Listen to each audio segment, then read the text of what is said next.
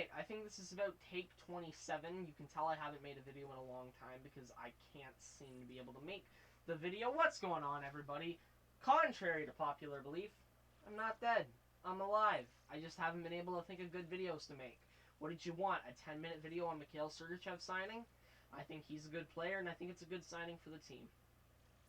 That's what it would be. So really, no point in making it. But the other day, we actually have news that was given to us. Many people released the news once they found out about it. Let's talk about it. In the last takes I've made of this, my big problem has been I just keep going on. I'm going to try not to do that here. It's going to be really hard because I have a lot of thoughts on everything. Let's talk about the big story here, or the two big stories. New projections on when the NHL wants to start up a season, and division realignment. Let's start with those season's projections, because I feel like that's the best way to kick this off. The newest numbers we've had on the type of schedule that we're going to have is a 56-game season starting on January 13th. Now, obviously, they were going to have to shorten the season, but this does leave a few questions. I'll start with the 56 games, then we'll talk about January 13th. When it comes to having 56 games, we saw how much competition there was during a 70-game season, pretty much, after we had to shut down because of COVID. We saw how much competition there was. We saw how much we had to literally let 8 other teams into the playoffs just because of that. Because we could not treat this well, pretty much. There was no right way to have teams make it or not. There was too much going on. I guess in a 56-game season, the teams would actually know that, hey, we only have this many games now. Let's make them count. So I guess that would be good, and that might eliminate the problem. But at the same time, there's going to be so many close teams, especially with the upped parity, that, I think they're going to need to extend the playoffs, is what I'm trying to hint at here. And, I'm also interested to see, because they do want to end in the summer, having a mid-January 56-game season, how that's going to go to. Now let's talk about the date, because the date is really interesting. January the 13th. Now, I understand we need to come back at some point, and if we don't come back by March, there might not be a point in bringing hockey back. That being said, there's just something about January that's making me not so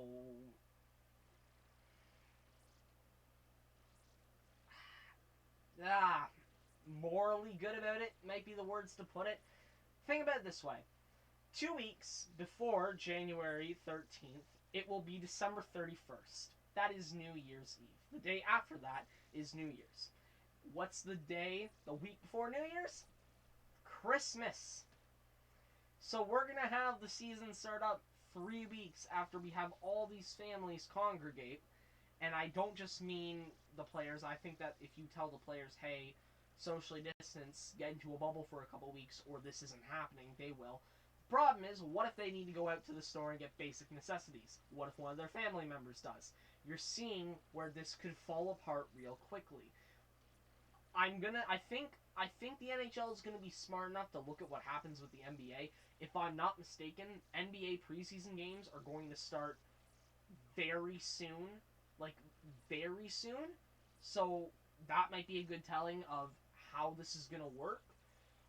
If you want, if you're not going to go with a bubble format, then look at the NFL to see how that's not fully worked out for them. No matter what Roger Goodell tells you. By the way, Roger Goodell, you said everything was going well. The same game where one of the teams had to have their game delayed from Thursday, if I'm not mistaken, to Wednesday the next week, because about a third of the team was on the COVID-19 list. Definitely, everything is going peachy right now. Point is, it is going to be interesting to see how that ends up working out. I don't know. I'm happy hockey's coming back, but at the same time, I hope we're smart and we see, hey, this is not going so well. It's really not. People are getting sick. Let's shut this down. I hope that they look for the NBA as well and make their decision based off of that.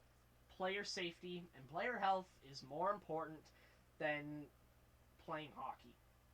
That I know it might be a controversial statement saying that player health, the health of people, is more important than the sport. Some people actually think that's controversial, and that makes me really sad for this world, but oh well. Other notable things, no preseason, which is going to be interesting because without preseason, that might make the play a lot more sloppier.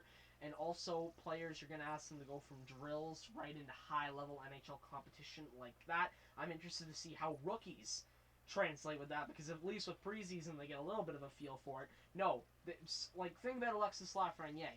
I think he's fully ready, by the way. Don't get that wrong. I think that Alexis Lafreniere is fully ready to play in the NHL. He's going to go from playing in junior right up to the NHL right off the bat. Ludicrous. And yeah, they're going to have a 10-day training camp. That's really the big things to come out of there. And the other big thing that happened, as I try and find it here, we're going to have a Canadian division, most likely. We are most likely going to have a Canadian division. I'm trying to look for the divisions here, and nope, they're not there. We kind of know what the division change would be. We kind of know. It would be the Canadian division, where you have all the Canadian teams, and then 3 American divisions. I can't tell you off the top of my head what teams would be where. I'm fairly certain it was going to be like a Metro / Atlantic division, where it's like Boston, and then you got Buffalo, and then you've got all the metropolitan teams but Tampa and Florida. I think that's what it is. And then you have over on your West Coast, you have like all the California teams. You've got Arizona, and then a few more teams, and then the rest are in the other division. I'm thinking that's how it is. Correct me if I'm wrong. Yeah, logical. It makes sense. The big problem right now is that, American teams are not really going to be allowed across the border to Canada, and so you've got to make some sort of a change there.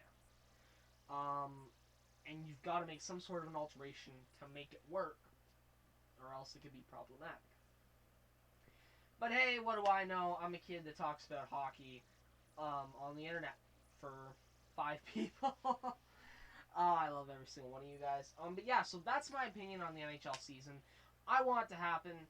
I think that these plans are cool, but let's not do them unless it's safe. Let's just ensure me of that. That's all, ladies and gentlemen. That was a really, really, really rough video. I can already tell you right now that this has been a really, really hard video to watch. It's went up and down and everywhere, but hey, I haven't made a video in a month, so please give me some slack here. I'm going to hope to get into more of a consistent upload schedule as time goes on, now that we're actually going to start getting news. And who knows, I might even go post on my second channel, Josh Games. I think that I'm going to not just make gaming videos over there, I'm probably going to make some other type of videos over there, who really knows. I thank you all for watching this video, and I will see you guys next time. Goodbye for now, everyone.